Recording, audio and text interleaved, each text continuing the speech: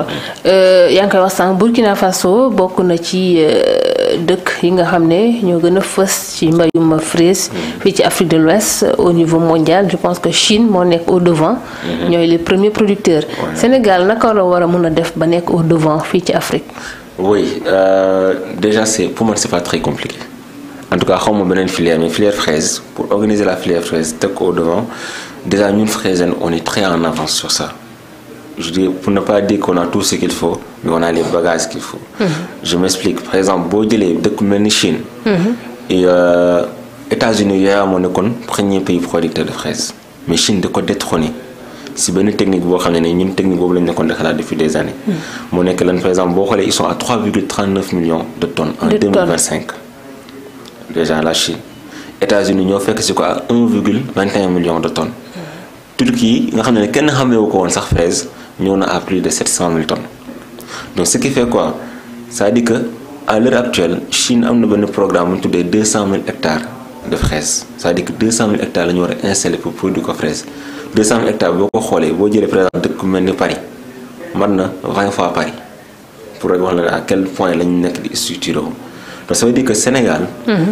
waxuma Afrique parce que c'est très ambitieux de dire déjà en Afrique. Mais au bout de 7 ans bu ñu tegee benn programme il peut être le premier pays producteur de fraises en Afrique de l'Ouest. mooy lan mooy déjà ça veut dire que les surfaces cultivables yu existé ñu essayer ko gën a yaatal déployer ko on n'a pas besoin de dem daanal ay garab ak yooyu dañuy jël programme bu mel ni ANIDA kon nu ma ko wax sànq. wala programme bu mel ni par exemple PRODAC. on prend ces terres là et on les met par exemple à disposition disons de fraisiers. D'accord. ñun on a déjà jox leen ay terres loolu ngeen gën a soxla. loolu lañ gën a soxla soxlawuñu leneen ñun soxlawuñu sax financement état. bu ñu jëlee accès terre ñu ne jël leen suuf yaa ngi noonu kenn liggéeyu ko on a des jeunes qu'on a formés dans la production de la fraise.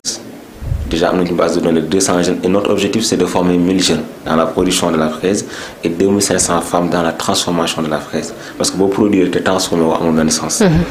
Donc ces 1000 jeunes là l'objectif c'est de voir sur chaque hectare tu peux placer 10 jeunes pour piloter 1 hectare de fraise. Donc ñaata jeunes nga mën a piloter sur 1000 nga mën a placer sur 1000 jeunes fan ñaata hectares nga lay mën a placer. Donc en un temps record boo ko calculer sur 5 ans 6 ans tu vas au moins emblaver lu toll si plus de 500 hectares. Et 500 hectares de production tu vas tourner dans des plus de 20 000 tonnes de 30 000 tonnes. Il faut da ngay commencer jege da ngay dépasser de loin Burkina Faso commencer jege dëkk yu mel ni Maroc yu mel ni Égypte. Et là au bout de 7 ans tu deviens le premier pays producteur de fraises en Afrique de l'Ouest. Et cette ambition mooy maintenant attaquer yeneen dëkk yu mel ni Maroc yu mel ni Égypte boobaa nag si ngay commencer laal àll bi di toucher yeneen terres yi nga xam ne ni sont des terres cultivables nga xam ne ni kenn exploité wu ko. Et lu gën a intéressant dans ce programme d'expansion mooy tu as l'Afrique de l'Ouest bi nga xam ne ni ñoom la plupart des personnes qui veulent produire de la fraise dépendent du Sénégal parce que fii la ñu ñëw di former wu si ñun fii la ñu ñëw di caser wu si ñun. Donc tu récupères l'ensemble de ces jeunes-là nga former sur des techniques de production. bu ñuy dem nga organiser leen yow ni nga organiser en fait filière fraise bi ici et l'ensemble de ces pays aussi tu vas les chapeauter. Du coup Sénégal day nekk le capital en production de ce fil rouge qui est la fraise. boo fi nekkee le capital en Afrique de l'Ouest facilement tu vas cheminer pour dans les autres pays africains et là c'est l'Afrique puis quand l'Afrique au bout de 10 ans 15 ans il peut devenir même le premier continent producteur de fraises dans le monde. Dans le monde. Donc parce que boo xoolee les deux pays qu'on vient de citer la Chine lañ ko dul wax mais c'est presque un continent. C'est 1 milliard d'habitants. nga jël les États-Unis c'est carrément un continent. Donc ñoom ñaar boo xoolee c'est les deux continents qui sont les meilleurs pays producteurs de fraises.